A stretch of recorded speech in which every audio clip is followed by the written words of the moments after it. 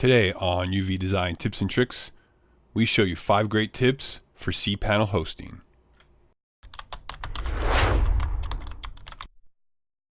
If you're not familiar with cPanel, it is the interface for a Linux server. It is the most popular by far for Linux server. So here are 5 tips to make your life easier. Number 1 is how to increase memory limit, max upload size, all those fun little things that WordPress and other application or CMS applications would like you to increase. So you're going to go down here to software and go to select PHP version.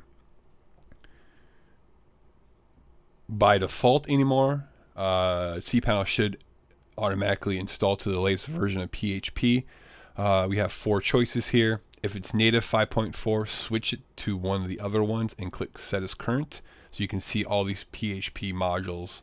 So a mini tip, if you need to turn stuff on and off, like if you need a zip archive, you click on these. Any of these, I usually leave them alone until something tells me I need otherwise. But anyways, that was a mini tip. Main tip, switch to PHP options here. And here you have all these, what should I call it? You have all of these options to change the value. Now, you can change more by creating a .user ini file or a PHP ini file or a php.ini file, depending on your hosting company and server, but that's for a later video. So that means subscribe to find out that video when it comes out. So anyways, these are not specifically the default value. These are just the value that's defaulted in the change. So anyways, which means is the memory limit is not 128 in my server. It's probably like, I don't know, 32 or something. It doesn't matter. So anyways, drop this down, click the value, choose whatever, click apply. Turns orange, post max size. Let's crank that baby up to 64. And upload max file size, 64. I'm not uploading anything too crazy right now. Apply. Again, you can change all of these values. Those are the main 3. Max execution time is probably the next other one that you need to probably change. That's usually probably it. Click save. It has been saved. Refresh. And now they're green, and that means now the server is taken care of. Now you have just changed the values all on your server. So anytime you upload or install a new application, the values are already in place for the entire server. Next is, let's say you have a contact form on your website, but that email address that you want the form to send to does not sit on cPanel server because the cPanel offers email. Not very good email, but it's email. So anyways, you go down here to email and click MX entry. MX entry, and then you select the domain you want to change that you're working on. So if you had a lot of domains, you would pick it here. So we want to work with this one. This local mail exchanger means that the email address that the website or contact form is trying to send an email to sits on the server itself. So that means it's a cPanel email. Well, most of the time it's not going to be, so you're going to click Remote Mail Exchanger and click Change. And bam, now your contact form email can send out to your Office 365 email, your Gmail, your Hotmail. Please don't use Hotmail. Your domain-based email, whatever. It's going to send it out to it and make it work. Third tip is Installatron. Installatron is one of my favorite things about here because it makes life easy. You have all these applications to choose from. I've not touched 99% of these, maybe more like 95% of these. But hey, take a look. There's a lot of different applications you can install easily. They all can be installed very easily. Once you have an application already installed, you can go here. Wow. This is a failed install. It should be uninstalled. Let's uninstall that. Sure, uninstall. It doesn't matter. I was using it only for test purposes. So anywho, let's just go to WordPress. It's easy. Install this application. Pick your domain. This is the same for any of this stuff. Go through all the options, blah, blah, blah. Username, password, email, change it, love it, install it.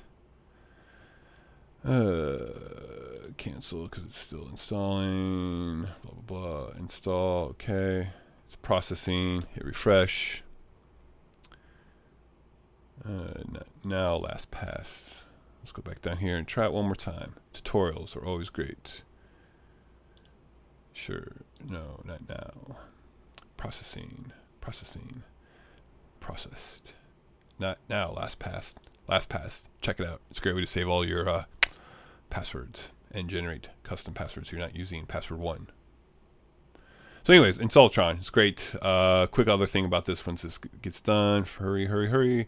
We got more important things to do, show.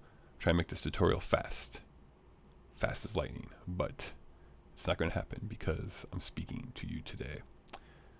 So looks like it's there. So Installatron's got also these great features: update, edit, backup, clone, uninstall. Really easy. The best button you can probably ever use is the cloning button. So if you're maybe developing the site in a test environment, so let's say you want to clone it. I want to clone this to, let's see here, a subdomain that I created, tips and tricks. I do not want a directory. Boom. Click clone. And now it's going to make the exact same website in the subdomain, but it will also fix the prefixes for you automatically, so you don't have to worry about the database. So everything, all your WordPress links and stuff will be towards that subdomain. So you build your site inside here. Once you have it built out, you can push it, clone it back to the live site. Easy peasy. It's a great tool. Number 4 is CPU and concurrent usage. What is that, you ask? Well, that's why we tips and tricks today, and that's why we're telling you. CPU and concurrent connection usage shows you, basically just monitors the server stats for you. Well, let's go back one screen because I kind of went too fast to explain something real quick. I just assume everyone knows everything. Hence the tips and tricks tutorial video. Okay, so it says your site had no issues in the past 24 hours. If your server maxed out on any resources, memory limits, input-output, entries, max connections, you're going to see these limits here. I have not, because I really don't use my cPanel for anything because I have my own server. But anywho, click details. Details will give us a visual pleasing graph system. So if your server, I don't have any websites connected to this right now, you can kind of see, look, this little meter went up right here because I installed WordPress and uninstalled Drupal. So the server did something. So anyways, yours are going to up and down, up and down, up and down. You can see what your maxes are at your current resource levels, because some cPanel company, or not cPanel companies, some hosting companies that offer cPanel offer level resources increase 1, 2, and 3.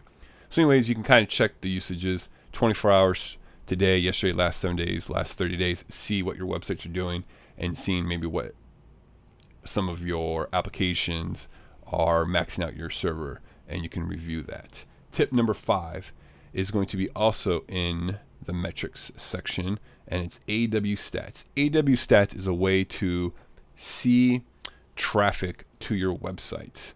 Again, I don't use my cPanel for anything. I don't even know what that's from. Who knows? It doesn't even matter. But anyways, unique visits, number of visitors, pages, hits, bandwidth, how much bandwidth you're using. It's always great to know. And you get more detailed information on here. So this is going to be similar to Google Analytics.